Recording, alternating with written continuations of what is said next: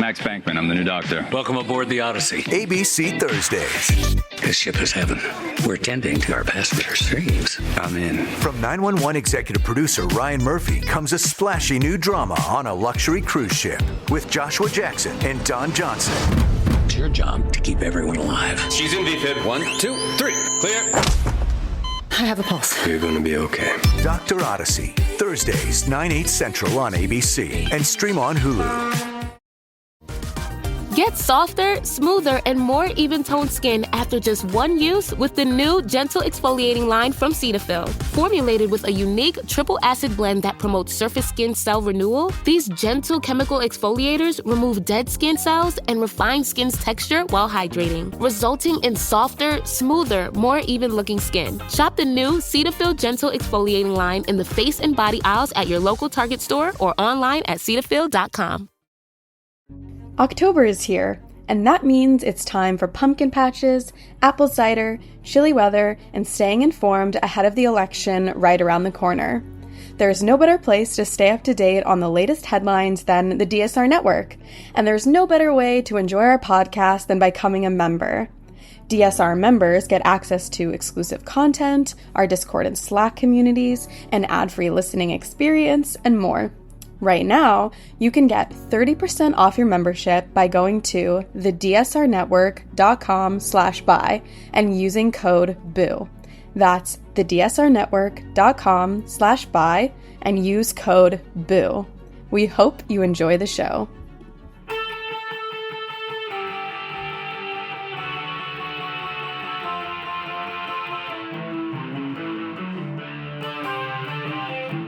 This is the Daily Blast from the New Republic, produced and presented by the DSR Network. I'm your host, Greg Sargent.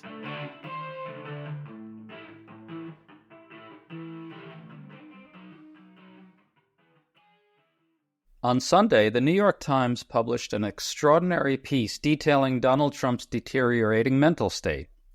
Importantly, the piece made Trump's increasingly deranged lies, distortions, and outright fabulism central to its exposé. This comes as Trump held a rally over the weekend in Pennsylvania where, predictably enough, he lied in all kinds of repugnant ways about the federal response to Hurricane Helene. Can Democrats capitalize on all this in the closing days of the campaign? Is there a way for them to centralize Trump's profound mental unfitness for the presidency, including all the ways his nonstop lying about the response to Helene is fundamentally disqualifying? Today we're talking about all this with Democratic strategist Maria Cardona. Thanks for coming on, Maria. Thank you so much for having me, Greg. So the Times piece is pretty amazing. It recaps Trump's increasingly bizarre ramblings, his incoherence, his weird digressions, his cognitive confusion, and his flights of rage. But what also struck me was the focus on all his lying. The piece says Trump regularly makes fantastical and outlandish claims that are made up out of whole cloth and really makes an issue out of that and spells it out in grotesque detail. This is the key. Trump is inventing an alternate world that's wholly detached from reality. We have to consistently remind voters that this is not somebody who is fit for the presidency. Is going to be detrimental. It's going to eviscerate so many of the rights and freedoms that we have as Americans, and it will specifically target vulnerable communities across the country whom he sees as not being American enough. And you know who I'm talking about. I'm talking about immigrant communities. I'm talking about the Black community, the Latino community, Muslims, across the board, LGBTQ, transgender, all of those communities and all of those voters have everything to lose if Donald Trump becomes president again. His dishonesty has been singularly focused on the federal response to Hurricane Helene lately. He's been falsely claiming that Republican areas of the state are being deliberately neglected, deliberately denied disaster resources. And at his rally in Pennsylvania over the weekend, he made a similar suggestion about Kamala Harris herself. Listen to this. This has been the worst hurricane response by a president and vice president since Katrina, and this is simply not acceptable. Kamala wined and dined in San Francisco, and all of the people in North Carolina, no helicopters, no rescue. It's just what's happened there is very bad. If you want a president who won't even try to save you when the floodwaters are rising. Vote for Kamala. Now, even Republican governors have said all this is false. It's all baloney. What's your reaction to what the president's been saying along these lines in particular? I think this is one of the things that we should respond strongest to, because literally lives are in danger. I take this personally because I grew up in Puerto Rico, and so I remember very clearly I had family during the onslaught of Hurricane Maria and remember Donald Trump's response. And I am told now, and there's reporting that shows this, that Donald Trump had to be shown maps and facts about Puerto Rico being a part of the United States before he actually released FEMA funding to go help them. He talked every day about how he would give himself and his administration an A+ rating in terms of the response, while people were losing their houses in Puerto Rico, while there was no food available for people in need, while people were still out of power, out of light, had no water, people were in the streets. There are other reporting about how when California was suffering through wildfires during his administration, they had to show him maps that some of the districts that were hardest hit by those wildfires were Republican districts, Greg. He had to be convinced that those voters were people that voted for him. Yeah. And that was the only reason why he would then say, okay, I guess we have to help them. Again, it's not just weird and insane from a normal person's perspective. It is downright dangerous. And he is putting American lives at risk. When it comes to the lying about the response to Hurricane Helene, I don't think we talk enough about how disqualifying this kind of lying is in a president.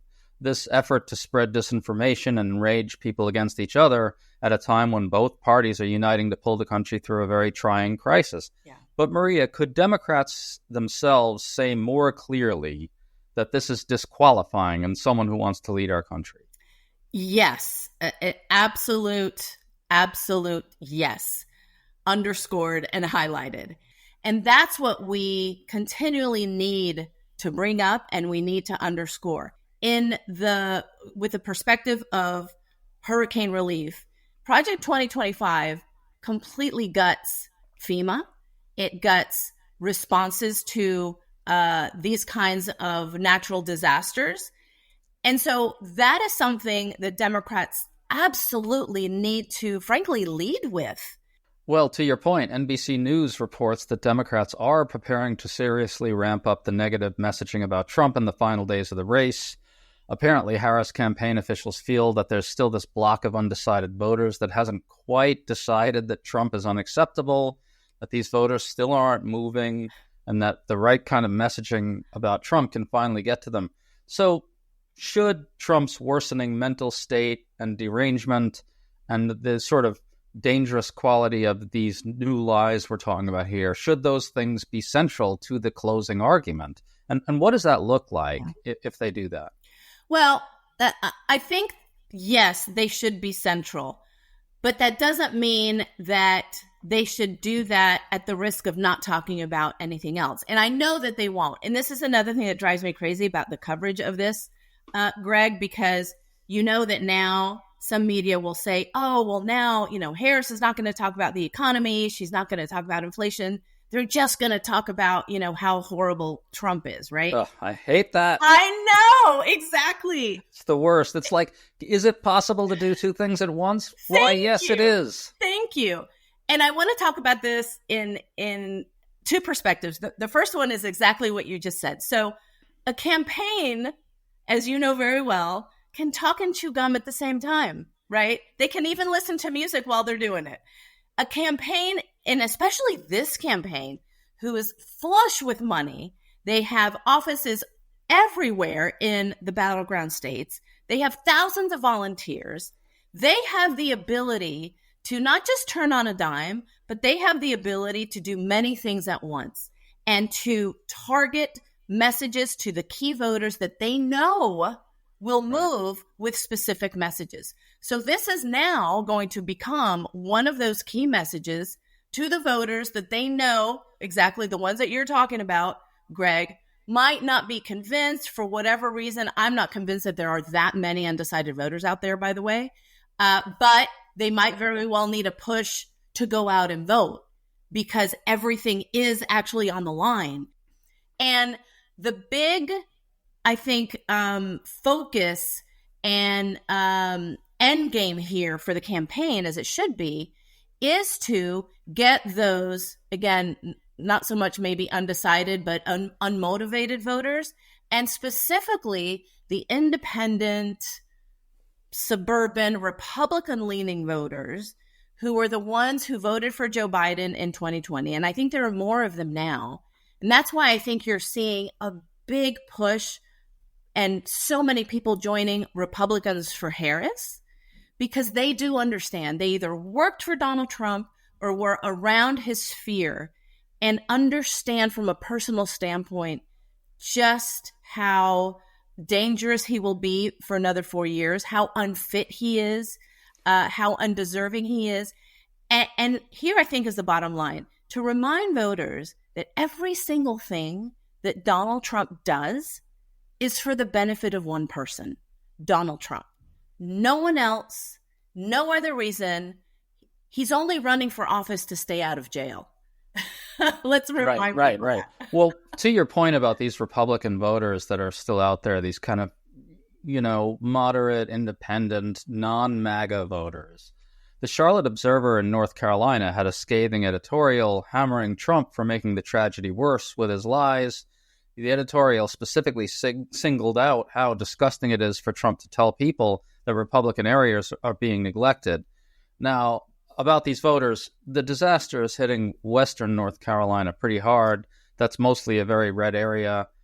Is there some way for the Harris campaign and Democrats to say to people in that part of the state, Trump is lying to you, he's treating you with utter contempt, this man has no business being president? Could they reach the type of voter you're talking about in that geographic area with a message like that? I do think that they can, and I think that they should. They need to do it carefully, though, because right now, Kamala Harris herself, as she is and as she should be, is focusing on getting them help, getting them the relief that they need, right? Here's the other big difference. She has not politicized this issue one iota. When she talks about hurricane relief, like when she is with FEMA and getting a briefing from FEMA and talking to voters who have been hard hit, she doesn't talk about Donald Trump. She talks about them. She talks about what they are going through. She is consoling them about what they've lost. And then she's telling them how the administration is going to help them and how they're going to get their lives back on track and how they're going to work together to make sure that that happens. Donald Trump is out there completely politicizing this issue and frankly injecting lies. So timing here is important, Greg, because it's not the time for the vice president to be doing this, but it is the time for all of the surrogates who are going out there and campaigning for her to be absolutely making that contrast and making that comparison in those red states. And as you know, one of the things that the Kamala Harris campaign is doing, and I think smartly so, they are expanding the map already. They were expanding the map even before all of this happened.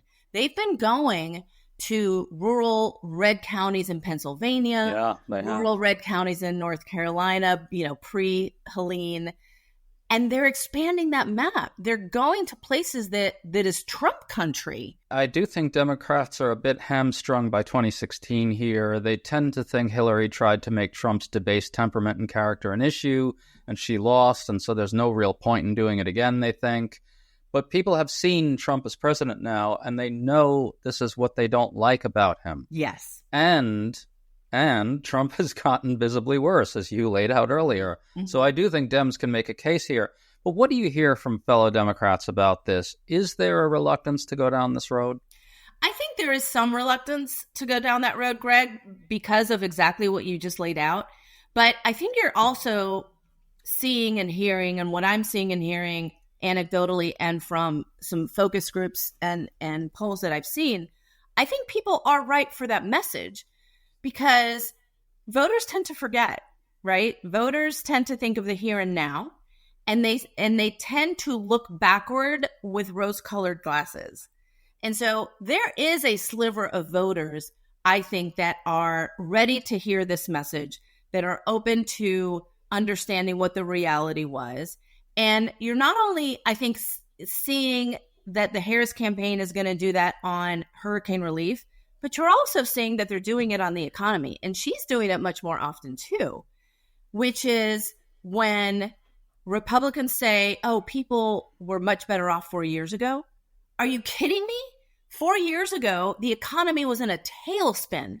4 years ago, Americans were dying because Donald Trump refused to accept the science of COVID, told people to inject bleach, while he himself was taking the vaccine in secret. Dozens and dozens and dozens of families were losing their businesses. Millions of Americans were losing their jobs.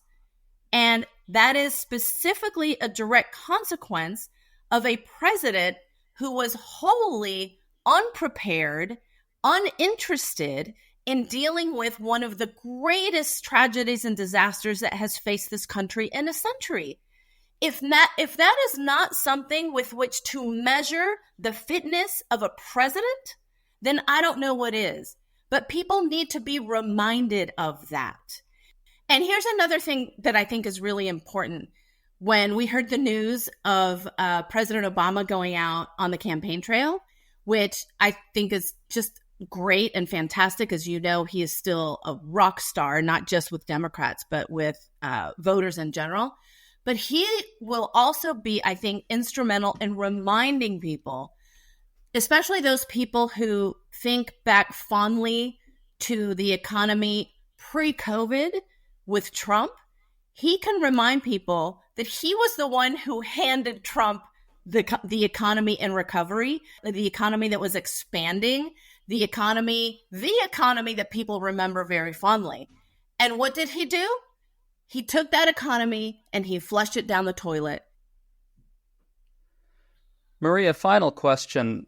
What do you see in Democratic polling and in focus groups here? Is there a sort of sense from this data and from these focus groups that there are Republican voters out there that really could end up moving to Kamala Harris in large part because of the kind of derangement we're seeing from Trump in these situations? I believe there is a secret Kamala vote out there, Greg. You know how in 2016 there was the secret Trump vote? I think now it's completely flipped. And it's flipped because, and I've seen this in Democratic polling and in focus groups and with groups that are going door to door talking to voters, they're hearing this. For the Kamala Harris campaign, it's really smart of her to message this in a way that is about the voters. Yes, they talk about all of his lies and all of his conspiracy theories and how that's a danger and detrimental to the country, but she talks about it in a way that focuses on voters. It's time to turn the page. It's time to get away from the crazy and the fear-mongering and the divisiveness and the dark vision that Donald Trump has for the country and focus on what we can do together to give people the tools to not just get by, but to get ahead. I do think there probably is a secret Kamala vote out there that just wants to move beyond MAGA. That's really the bottom line here. Maria Cardona, exactly. Thanks so much for coming on with us today. Thank you so much, Greg. I appreciate it.